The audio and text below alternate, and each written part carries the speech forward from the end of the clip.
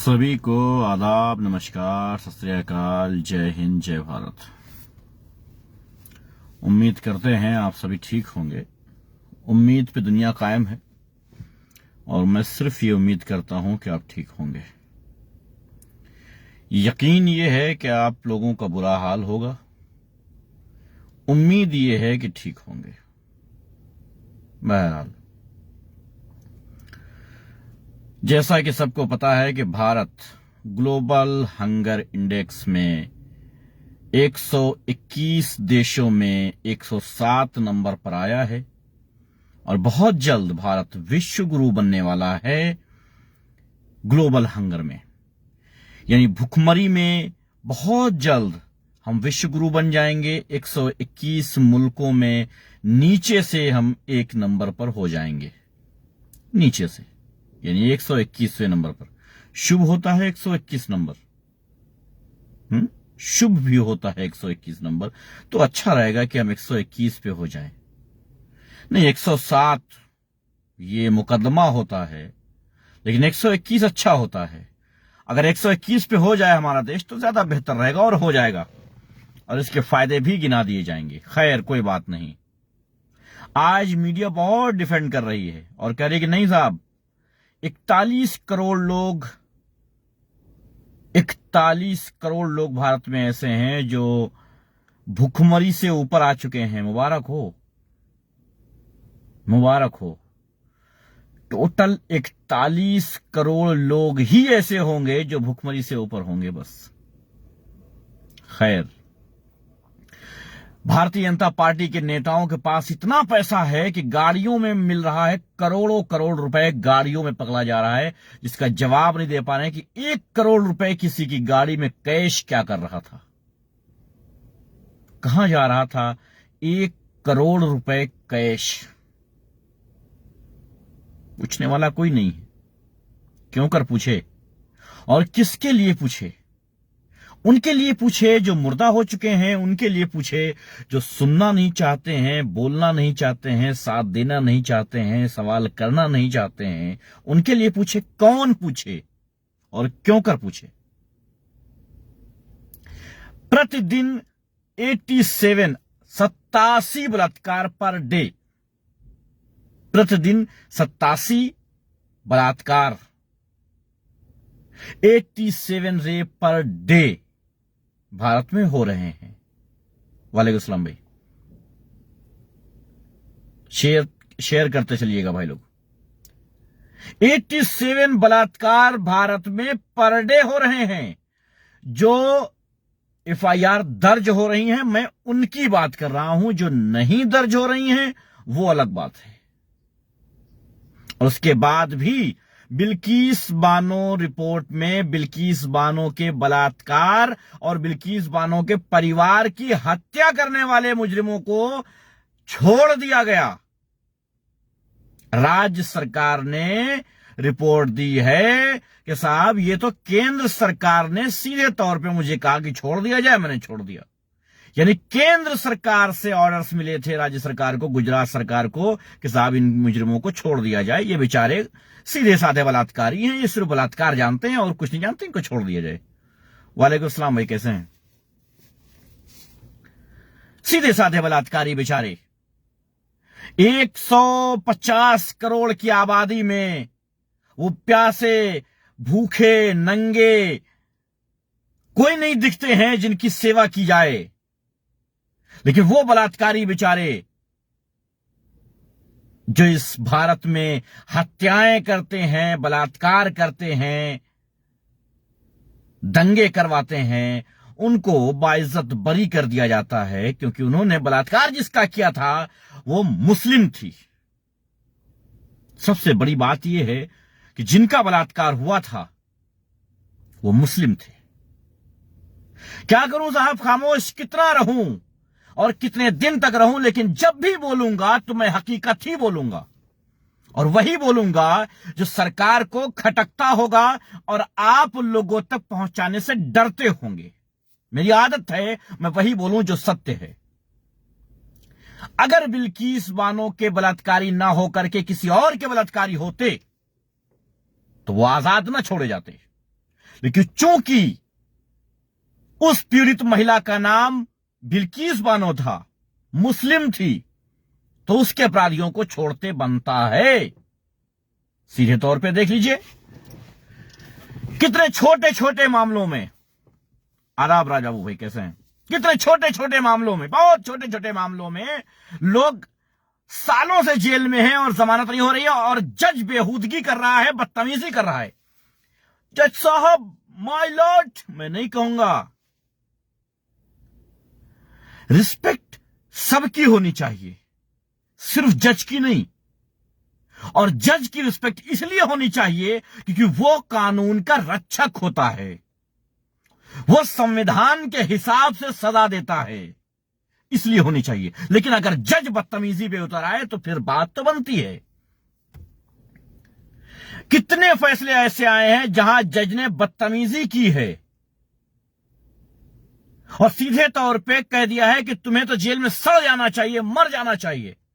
अरे जज साहिब, भूल रहे हो इस समाज में बेटियों पर तेजाब खुलेआम चौराहे पर फेंकने वालों को तुमने बाइज्जत बरी किया है। बीच चौराहे पर जो लोग लड़कियों को जलाते थे, उन पर तेजाब फेंकते थे, उनको तुमने बाइज्जत रिहा किया है। कितने केस भारत में ऐसे हैं जज साहिब जिनको तुमने बरी कर दिया बाइज्जत, या फिर जमानत दे दिया, और वो आकर के जिसका रेप पहले किया था उसका रेप और ज्यादा, अब इस बार गैंग रेप उनका किया, और कहा कि इस बार पुलिस के पास गई तो तुम्हें मार देंगे, तुम्हारे परिवार को खत्म कर देंगे, वगैरह वगैरह वगैरह। यानी जो परमानेंट क्रिमिनल हैं, जिनके खून में क्राइम भरा हुआ है, उनको बाइज्जत बरी करना और जमानत देना, ये अपना कानून बना लिया है, क्योंकि उनके नाम मुसलमानों के नहीं होते हैं। अब मुझ पर धावा बोल दो और ये कह दो कि ये कैसे कह दिया, अदालत कैसे ये कर सकती है। बता दूं मैं, फर्जी केसों में पड़े 4-4, 5-5, 8-8 साल, 20-20, 25-25, 28-28 साल तक फर्जी केसों में मुसलमानों ने जेल की सलाखों के पीछे अपनी जिंदगियां बिताई हैं। 28 साल के बाद, 25 साल के बाद, 20 साल के बाद उनको रिहा कर दिया गया है। और मजबूत सबूत नहीं थे आपके खिलाफ, जाइए आप जा सकते हैं, बाइज्जत रिहा होते हैं आप। सबूत नहीं थे ना, इसलिए जी, सबूत ही नहीं थे। जब सबूत नहीं थे तो 28 साल से तुम क्या कर रहे थे? पुलिस क्या कर रही थी? सीबीआई क्या कर रही थी? एलआईयू क्या कर रही थी? सीआईडी क्या कर रही थी? ये तोते क्या कर रहे थे? ये मैना, ये उल्लू क्या कर रहे थे? क्या कर रहे थे ये तो? 28 साल से सिंघाड़े बेच रहे थे। 28 साल बाद, 25 साल बाद पता चला कि साहब ये जो है, जो बुजुर्ग हो गया, जिसको नौजवान जो था वो बुजुर्ग हो गया, उसको छोड़ दिया। साहब जाइए, अब आपके जो है कोई मुकदमा नहीं है, क्योंकि ये गलती से आप गिरफ्तार हो गए थे। एक नाम ऐसा लेके आइए, एक नाम ऐसा लेके आइए जो हिंदू हो, 25 साल जेल काट के आया हो और बाइज्जत बरी हो गया हो कि आपके खिलाफ कोई सबूत नहीं है, ठोस सबूत आपके खिलाफ नहीं दर्ज कर पाई पुलिस, इस वजह से आपको बाइज्जत बरी किया जाता है और माफी चाहते हैं जज साहिब आपसे। एक केस ले आइए, मैं 1000 केस ले आऊंगा मुसलमानों के। चलिए, आपको दिल्ली दंगे याद हैं? दिल्ली दंगे तो याद होंगे ना। सबूत के साथ मैंने वीडियोस बनाई थी, प्रूफ के साथ मैंने वीडियो बनाई थी, वीडियो रिकॉर्डिंग के साथ मैंने वीडियो बनाई थी। आज तक यूट्यूब पर पड़े हुए हैं मेरे वो वीडियोस। गूगल पर जाइए, सर्च कर लीजिए, यूट्यूब पर जाइए, सर्च कर लीजिए, मिल जाएंगे। मुजरिमों को सामने दिखाया था मैंने, फेस दिखाया था मैंने, नहीं बाइज्जत बरी हो गए वो। अच्छा, एक रिटायर्ड जज की एक कमेटी बनाई गई थी, उस कमेटी को छोड़ा गया था कि जाइए साहब पता लगाइए मामला क्या था दिल्ली में।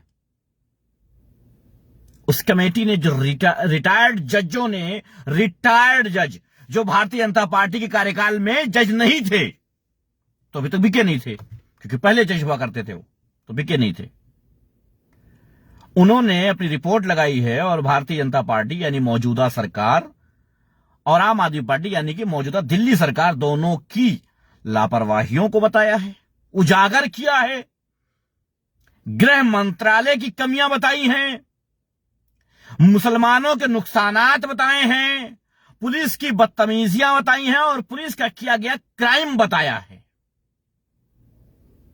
जज साहब, ये रिपोर्ट जो आज आपने लगाई है, ये मैंने उसी दौरान दे दी थी। जो रिपोर्ट आज आपने लगाई है, ये दिल्ली दंगों के दौरान ही मैंने ये रिपोर्ट दे दी थी। पुलिस वालों के चेहरे मैंने उसी दिन फाश कर दिए थे। कोई नई बात नहीं है ये हमारे लिए। क्या करें साहब, करना पड़ता है। जब कानून के रक्षक ही भक्षक बन जाएं तो करना पड़ता है। जब सिपाही ही चोर हो जाए, चौकीदार ही चोर हो जाए, तो करना पड़ता है। पिछले 1 साल में गुजरात और बंबई, खास करके गुजरात, पोरबंदर, खास करके गुजरात, कितनी ड्रग्स पकड़ी गई है गुजरात में? मुझे कोई बताएगा गुजरात में कितनी ड्रग्स पकड़ी गई है? कितने 100 करोड़ की नहीं, कितने लाख करोड़ की, कितने हजार करोड़ की, कितने 100 करोड़ की, कितने रुपए की, चलो 2-4 रुपए की पकड़ी है। कितने कंटेनर पकड़े हैं ड्रग्स के, और ये कहां से आए हैं? साहब, मैं जानना चाहता हूं ये कहां से आए हैं और सरकार किसकी है? राज्य में सरकार किसकी है? केंद्र में सरकार किसकी है? और जहां पकड़े गए हैं वो अड्डा किसका है? अड्डा अडानी का है, सरकार भाजपा की है, केंद्र में भी, राज्य में भी, और जहां से वो ड्रग्स आया है वो तालिबानी सरकार है। नहीं, अफगानिस्तान से, वहां तो तालिबान की सरकार है। किसी ने ये बात गौर की है? तालिबान सरकार है। मुसलमान आतंकवादी होते हैं, जन्मजात आतंकवादी होते हैं मुसलमान, और तालिबान चचेरा भाई लगता है भारत सरकार का। भारत सरकार में ऐसा कौन है, या भारत में ऐसा कौन है जो ड्रग्स का धंधा कर रहा है तालिबान के साथ, अफगानिस्तान के साथ? कौन है वो? और इसकी कोई तरीके की जानकारी, इसकी कोई तरीके की सूचना अभी तक किसी ऐसी कोई सी टीम नहीं है भारत में, इंटेलिजेंस ब्यूरो वगैरह वगैरह नहीं है जिसको खबर हो सके। यानी हजारों करोड़ की ड्रग्स का बिजनेस हो रहा है जो भारत लाई जा रही है। नहीं साहब, और वो एक कानिया, वो काना, वो ठग, वो साड़ी पहन के भागने वाला एक काना रामदेव बाबा बताता है साहब वो सलमान खान ड्रग्स लेता है, शाहरुख खान ड्रग्स लेता है, आमिर खान का मुझे पता नहीं। तो ठीक है, सलमान खान लेता है, शाहरुख खान लेता है, सलमान खान शाहरुख खान लेता है और आमिर खान का पता नहीं। जितने खान हैं सब लेते हैं। बाकियों के बारे में क्या ख्याल है तेरा? बॉलीवुड में बाकी भी बहुत लोग हैं। एक वो जो रामायण बनाया था, क्या नाम है उसका? रामायण में राम बना था, वो नाम नहीं याद आ रहा मुझे भी। काफी हैं। और उस दूसरा वो गंजा, अनुपम खेर। और तीसरा वो जो ये पूछ रहा था कि आम चूस के खाए जाते हैं या काट के? आप आम कैसे खाते हैं? जी यारी भाई, मैं हाजिर हूं आज से इंशाल्लाह। आ गया था वापस, फिर इंशाल्लाह हाजिर हूं अभी। भाई बताएं मुझे, आम चूस कर खाने वाला भी बॉलीवुड में है, उसके बारे में क्या ख्याल है? वो कैनेडियन जिसने साफ तौर पे यह कहा है कि फिल्मों का काम खत्म होने के बाद मैं कनाडा शिफ्ट हो जाऊंगा, और कैनेडियन पासपोर्ट है उसके पास, और देश के लिए बड़ा वफादार है वो, भारत के लिए। कमाल है, जिस देश में 87 बलात्कार हर दिन होते हों, 87 बलात्कार हर दिन होते हों, उस देश में, उस देश की मीडिया यह कहती है कि महिलाओं की तरफ से बोलने वालों को शर्म आनी चाहिए कि ईरान में हिजाब को लेकर के जो महिलाएं प्रोटेस्ट कर रही हैं उनका साथ नहीं दे रहे हैं। वो महिला जीवी लोग कहां हैं जो भारत में महिला महिला महिला सम्मान की बात करते हैं और ईरानी महिलाओं के पर्दे को नहीं हिजाब को नहीं हटाने दे रहे हैं। यह भारत की मीडिया कह रही है। आपकी नॉलेज बढ़ाता चलूं कि वो ईरान नहीं, वो कुर्दिश महिला है। पहली बात यह है, अपनी जानकारी बढ़ा लिया कीजिए। आप लोग अपनी जानकारी बढ़ा लिया कीजिए। और जिसके घर में खुद की मां बहनें महफूज नहीं है, बलात्कार हो रहे हैं, 87 बहनों के बलात्कार हर दिन हो रहे हो जिसके घर में, वो अगर कहता है कि चलो ईरान, वहां की महिलाओं को सम्मान दिलाते हैं, चलो पाकिस्तान, चलो अमेरिका, वहां की महिलाओं को सम्मान, अरे थूकता हूं तुम पर। अपनी बहनों के कपड़े उतरवा रहे हो हर दिन। 87 बहनों के रेप हो रहे हैं हर दिन। कितनी जलाकर मार दी जा रही हैं, कितनों पर तेजाब फेंक दिया जा रहा है, कितनों का गैंगरेप हो रहा है। शायद तुम तक ये खबर पहुंचती नहीं है। नहीं पहुंचती होगी। ईरान की खबर जल्दी पहुंचाती तुम्हारे पास, पाकिस्तान की खबर जल्दी पहुंचाती है। वाह भाई वाह, बहुत अच्छा देश बना रखा है। बंदर नाच रहे हैं चारों तरफ कि ले तो लिया है, कब्जा तो कर लिया है, किसी कार पर कब्जा कर लिया है। एक फोटो बड़ा वायरल हुआ था कि बंदरों ने एक कार पर कब्जा कर लिया। चलाना किसी को नहीं आता है, सिवाय स्क्रैच मार के उस गाड़ी का सत्यानाश करने के और कुछ नहीं कर पाए। भारत का भी यही हाल है। कब्जा तो कर लिया है इस पर, काबिज तो हो गए हैं, मगर सिर्फ स्क्रैच मार सकते हैं, इसको जख्मी कर सकते हैं, चला नहीं सकते इसको, चला नहीं सकते। और जो 10, 15, 50 लंगरूट आजकल नंगा नाच कर रहे हैं, बड़ा जोश आया है उनको मुसलमानों के खिलाफ। अगर एक बाप की असल औलाद हो ना, लाइव डिबेट कर लो जब चाहो तब। तुम्हारे सवालों के हर सवाल का जवाब मैं दूंगा और मेरे कुछ सवालात के जवाब तुम दे देना। तुम जीत जाना, मैं भारतीय जनता पार्टी ज्वाइन कर लूंगा, मैं अपना धर्म मजहब छोड़ दूंगा। और अगर मैं जीत जाऊंगा, कुछ ना करना, इंसान बन जाना। बोलो, एक बाप से पैदा हो तो स्वागत है, चाहे तुम राणा हो। क्या ख्याल है? समझ तो गए होगे। चाहे तुम शर्मा हो, और चाहे वो दल बदलू हो, कभी इधर कभी उधर जानी, चाहे जो हो, आओ कभी करते हैं बात। भारतीय जनता पार्टी को समर्थन करना बड़ी बात नहीं है, या किसी भी राजनीतिक पार्टी को समर्थन करना बड़ी बात नहीं है। उनकी गलतकारियों को छुपाना बड़ी बात है। और आप लोग तो ये करते हो कि उनकी गलतकारियों को छुपाते नहीं हो, बल्कि उनकी गलतकारियों को सही साबित करते हो। मैं किसी राजनीतिक पार्टी में आज तक न जा पाया, बड़ी कोशिश करने के बावजूद, बड़ी हिम्मत करने के बावजूद नहीं जा पाया मैं। मालूम है क्यों? क्योंकि दलाली किसी की होती नहीं मुझसे। एक कदम बढ़ाया, जिस राजनीतिक पार्टी की तरफ एक कदम बढ़ाया, उसकी कुछ हरकतें देखी तो हमने कहा ना साहब, मुझसे ना हो पाएगा कि मैं इसे डिफेंड करूं ना। दलाली खा के तो काम नहीं कर पाऊंगा, और जमीर चुप रहने नहीं देगा, तो क्या करूं? आजाद ही ठीक हूं, आजाद ही ठीक हूं।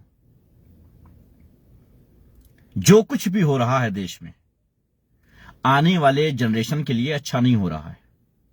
ये 2015 से मैं कह रहा हूं, कोई नई बात नहीं कह रहा हूं आज।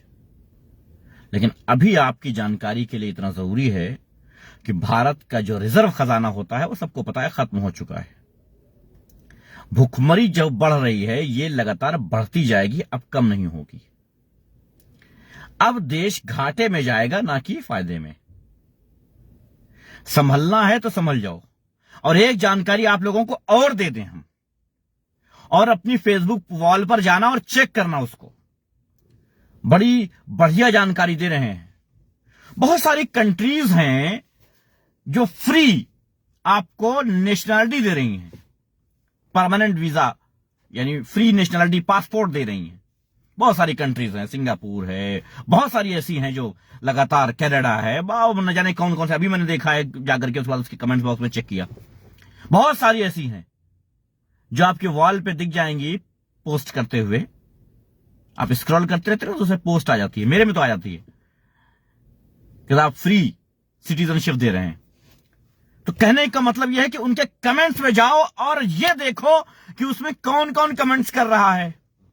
प्लीज कॉल मी, अधिक जानकारी दीजिए सर, मुझे बताएं कैसे करना है, एप्लीकेशन कैसे डालना है, सर फॉर्म कहां मिलेगा। जाके चेक करो कौन है।